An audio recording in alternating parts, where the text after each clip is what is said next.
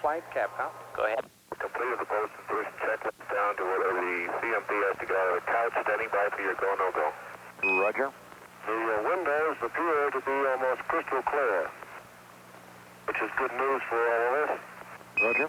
Okay, stand by. We may want to get you a nav load right now for the go, no-go. Stand by.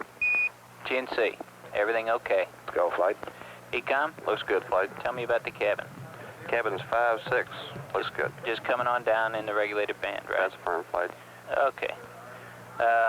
Capcom Flight, we're given a go. Guidance wants to give an update. Okay. When 3 astronauts begin their journey to the moon, nearly 240,000 miles away, their only link with the Earth to ensure their mission's success and safe return is the communication system.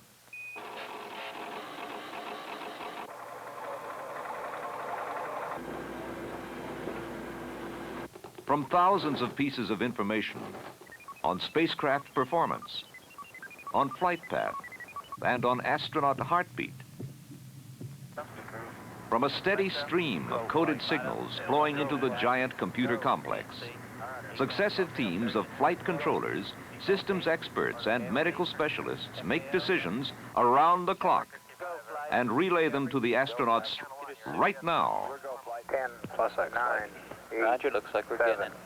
And their only link is the communication system. 3, 2, 1, 0.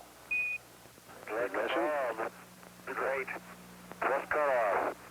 Man, that's a ride and a half down there, guys. Roger, copy that. In an Apollo mission, nearly continuous radar tracking, command signals, telemetry reception, and voice contact are provided by a worldwide network of tracking stations. They are electronically linked through a communication center at Goddard Space Flight Center in Maryland, with the command and control point for all phases of Apollo flights, the Mission Control Center in Houston. Burning out the residuals. Roger, copy that. Standing by. Roger, through Hawaii. Hawaii, do you need anything else?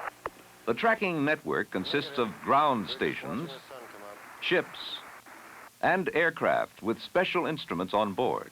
Orion 2, go New in remote. Apollo missions, these aircraft provide additional links between the spacecraft and the Mission Control Center. Otherwise, more fixed ground stations and ships would be needed. 8, 7, 6, 5, 4, 3, 2, 1.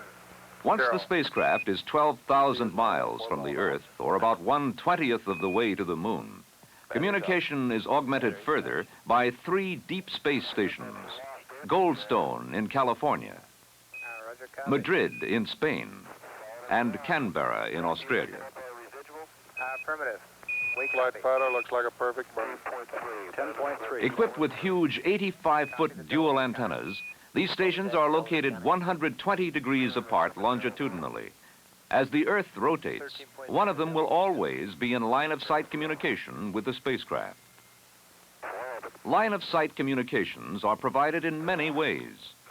When radio signals from the spacecraft are received and evaluated by ground stations, the spacecraft's position and its rate of travel can be determined. Okay, let me know what your track says. Other telemetry signals provide complete information on how well the spacecraft is operating and if mission events are occurring as planned.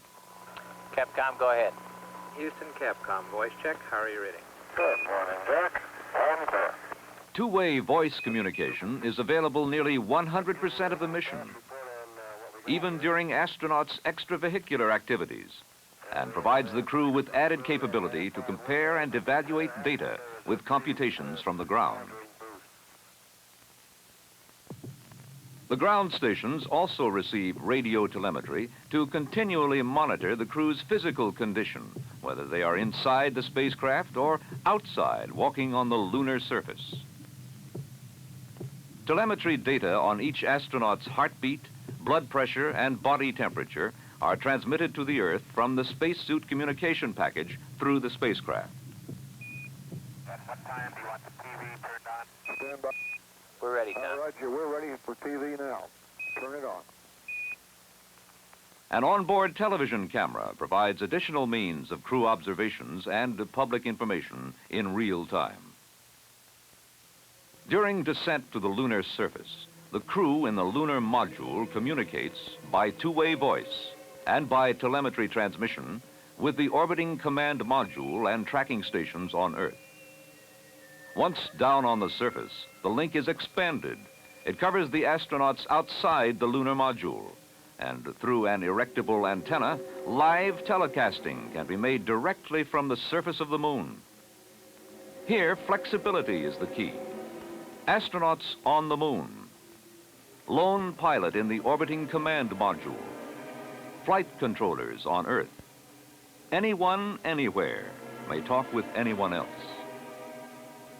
Even if voice transmission is lost between the lunar module and Earth stations, two contingency systems, emergency voice and emergency hand-keyed Morse code, are available.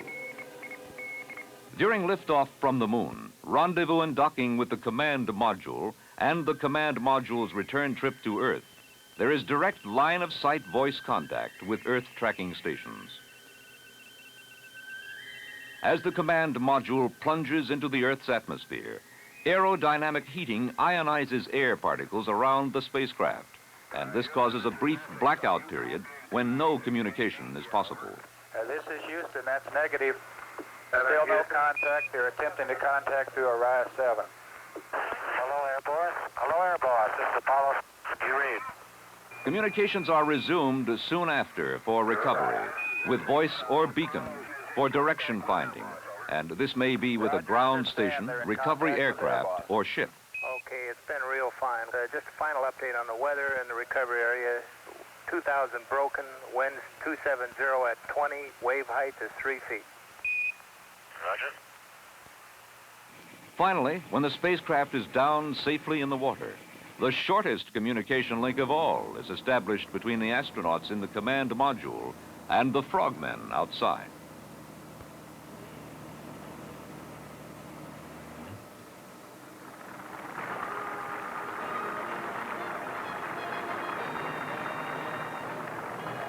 Accurate and precise communication will always be a prime factor in the success of any space mission.